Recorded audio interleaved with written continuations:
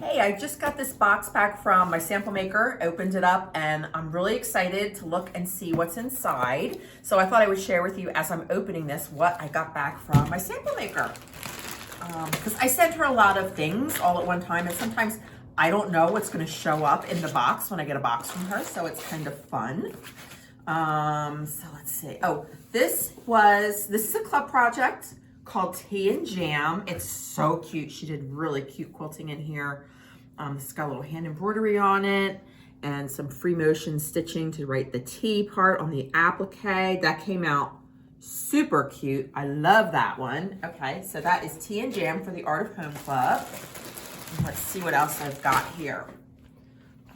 In this one, ooh, I think I know what this one is. This is also for the Art of Home Club. This is two projects, and these are coming up actually in August for the Art of Home Club.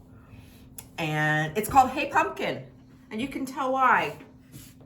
Isn't that cute? So it's a pieced pumpkin, and then there are choices for applique or embroidery in the center of the pumpkin. And then you can also do Hey Pumpkin or Pumpkin Season. And then there's also a quilt that goes with our Hey Pumpkin, and it's the same idea of a pieced pumpkin.